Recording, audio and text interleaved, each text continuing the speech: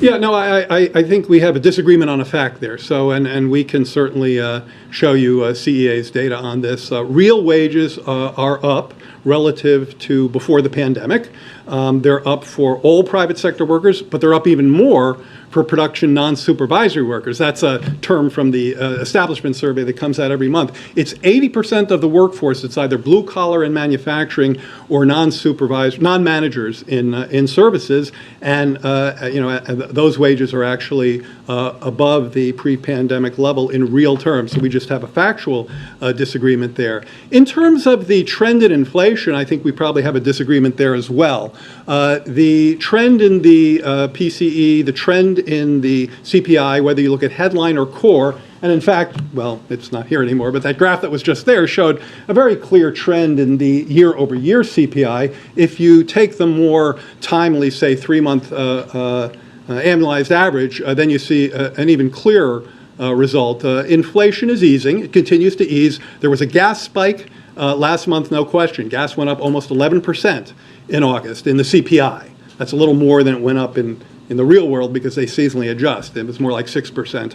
But in the report, it was up, and we obviously take that very seriously. I think it's a time frame issue. I'm looking at the day he came in office. But I want to ask you about those gas prices. Gas prices are a large part of the increase we saw in the CPI. Then why is the president then restricting future growth of the oil industry? He made the decision or the Interior Department made the decision in Alaska just last week. Well, there are American oil production now is at an all-time high. It's just below 13 million barrels a day. There are thousands of available permits, places where oil companies could drill. They've been highly profitable. They've been highly productive. So I don't think that's the problem. As you said, the gas price added 34 basis points to the, more than half of the inflation increase was the gas price in August. I'm not going to predict gas prices for September because that is folly, but I will tell you there are various sources, which I mentioned a minute ago, putting downward pressure on gas prices in September, including the shift to a less expensive blend and the end of peak driving season. And at the same time, look, along with the fact that American producers are more productive than they've ever been, producing almost 13 million barrels a year, we're going to continue to work largely with anyone who will work with us, but certainly with the congressional Democrats, in cutting energy costs by investing in clean energy and reducing our dependence on foreign countries that don't share our values. I mean, I think that is the right agenda, and that's the one that we're aggressively pursuing. Oh, wow, friends. You may be missing out on a larger monthly benefit check. New inflation data has just been released, and top analysts have announced a new estimate for the next cost of living adjustment for all Social Security recipients. The current average monthly payment may continue to grow this year. My dear friends, please make sure that you watch until the end of this video if you are a senior or retiree. Also, friends, every Friday I will be announcing several winners for the Walmart gift card giveaway. If you would like to enter all those weekly giveaway friends, please click and like several of my videos and then comment below the keyword of each video that you watch. The more videos that you comment on, friends, the greater your chances of winning the giveaways. According to CNBC News, new government inflation data points to a 3.2% Social Security cost of living adjustment for 2024.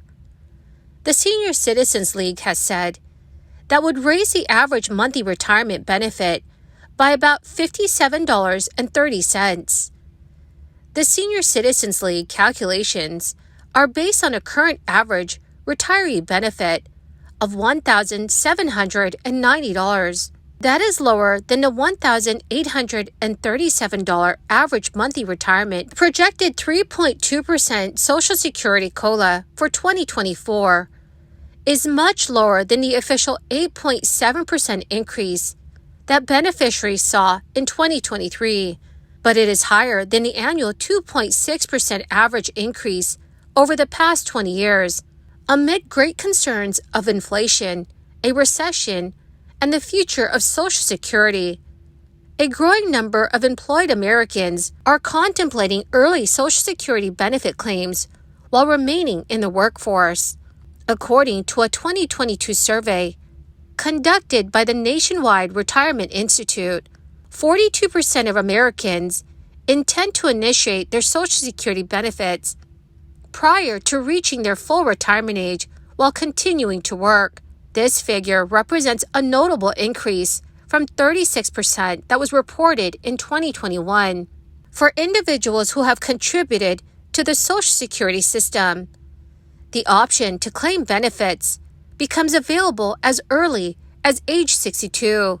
However, opting for early benefits can translate into a monthly payment up to 30% less than what would be received at full retirement age, typically between 66 and 67, depending on one's birth year. Yahoo News has reported that by delaying the filing process, millions of retirees can augment their Social Security payments by 8% annually for each year beyond their full retirement age, culminating at age 70. As of February 2023, the SSA reports that the average monthly benefit for all retirees is $1,693, but in contrast, an individual retiring at age 62 would receive an average monthly payment of $1,247, while those claiming benefits at the full retirement age of 67 would collect $1,782 on average. Over a 20-year retirement period, the $534 monthly disparity accumulates to over $128,000 in additional retirement income, without accounting for potential cost of living adjustments designed to keep retirement income in pace with inflation. It is also important to note that claiming benefits early is not necessarily a poor choice, especially in scenarios where individuals are compelled to retire due to factors like corporate downsizing, health issues, or the responsibility or caring for a family member. Delaying benefits in favor of a higher payout later means foregoing immediate cash flow. Financial planners generally identify the break-even point where the total benefits accrued by waiting surpasses the total cash that could have been received by initiating benefits much earlier. According to Yahoo News, Social Security benefits themselves are not taxable, but a downside of receiving Social Security payments early is that many of the beneficiaries will continue to work, which can make some or even much of the benefits taxable. In fact, the tax can apply to anyone collecting benefits who receives additional income. A single tax filer receiving Social Security payments who makes more than $25,000 of what the IRS calls combined income will be taxed on 50% of his or her benefits, up to a limit of $34,000 in income. And at that point, the tax applies to 85% of their benefits. The limits for joint tax filers are $32,000 and $44,000, respectively. Combined income is a taxpayer's adjusted gross income, plus non-taxable interest from bonds and half of their Social Security benefits. The number of workers claiming Social Security early in their 60s is now increasing, which is due to a multitude of reasons. But everyone's retirement path is different, so it's important to calculate your needs and apply your Social Security accordingly. Well, my beautiful and my most amazing friends, that is the end of my daily stimulus update video for today. My dearest friends, thank you very much for joining me here and for being part of this community. To say thank you for being part of this community, every Friday I will be announcing several winners for the Walmart gift card giveaway. Please make sure, friends, that you enter these weekly giveaways by clicking and liking several of my videos, and then comment below the keyword of each video that you watch. The more videos that you comment on, friends, the greater your chances of winning these giveaways. Thank you, and have a wonderful and very blessed week.